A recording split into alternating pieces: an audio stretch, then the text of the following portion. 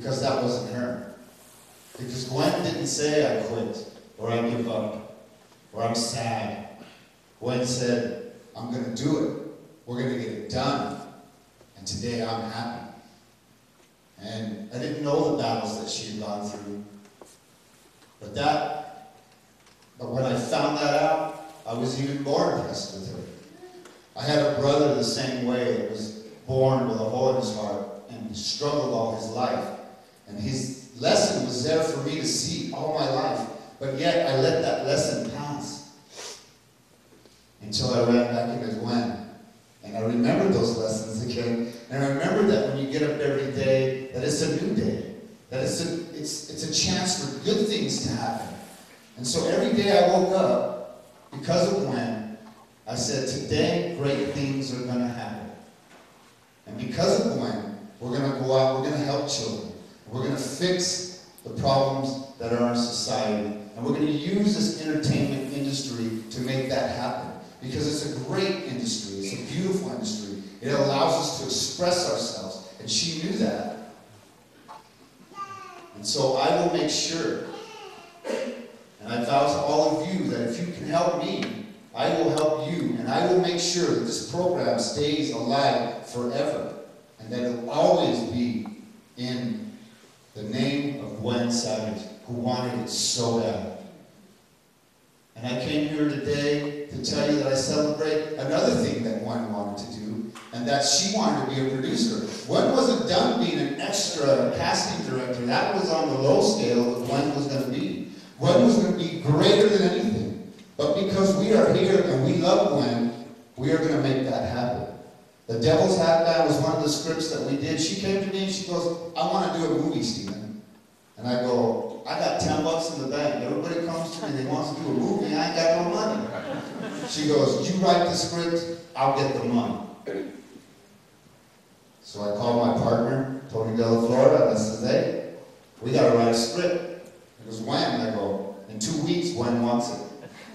A full-length film in 2 weeks? I said, we got to do it. Gwyn asked for it, we got to have it. She calls me the next week, she goes, how's it coming? We're halfway there. She goes, good, I got your money. I said, she got me money. If I could get a dime for everybody who asked me to write them something, I wouldn't have needed any money. But I never got no money. But because I loved Gwyn and I believed in her, we were going to write it anyway. We didn't even really care about the money, you know. But that's the kind of person she was. When she said she was going to do something, she went and did it. So I tell you today that I celebrate the life of Gwyn Savage. And Gwyn Savage lives in here. And she lives in all of you. And we fight for her, and we struggle for her, and we win for her. Thank you.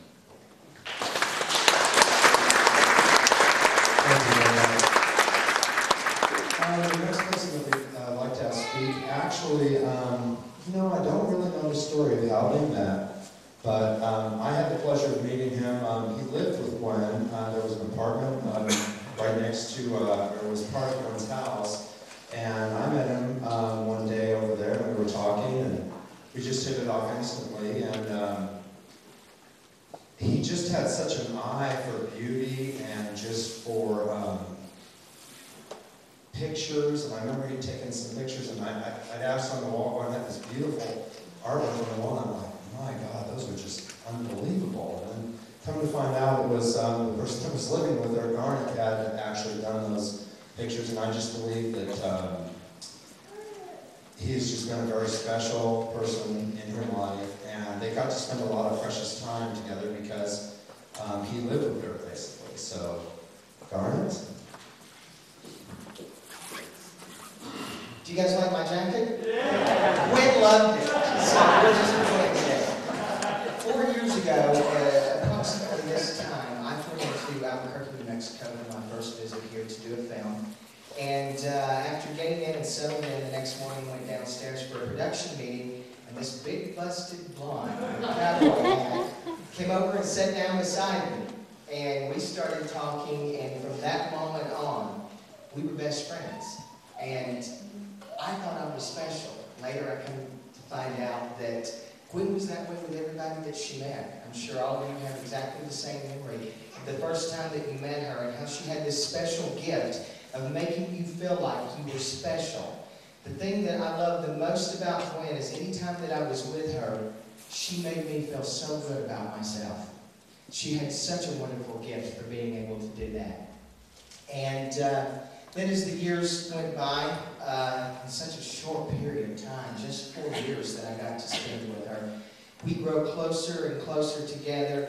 And a year ago, I came to move in and live with Gwyn.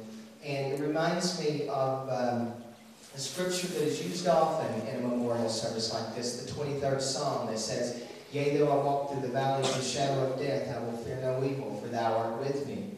And usually that reference is made to the person that has passed on and is walking through that valley and that God is with them.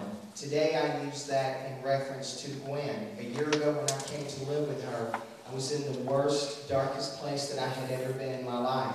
And as I walked through that valley, Gwyn was the one that walked beside me. She took care of me. She held my hand.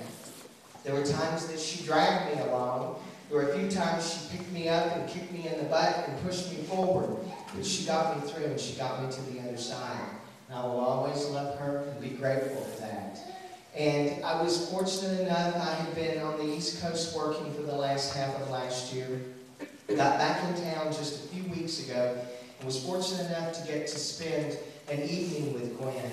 And when I went to see her and sat down to talk with her, she giggled and she laughed and we held hands and we just talked and hung out, you know. But at that time I knew that her time was near. It was coming close. There was no sadness. There was laughter and joy and love and peace. And she was ready to continue the journey. And it reminds me of standing at the shore watching a ship as it sails out of port, going to another port. And it isn't long before it's out of sight and I can't see it anymore. But it's still there. It's still on a journey. And Gwyn may not be with us physically today, but she is here today. And she's having a blast, I can guarantee you, with everything that's happening here.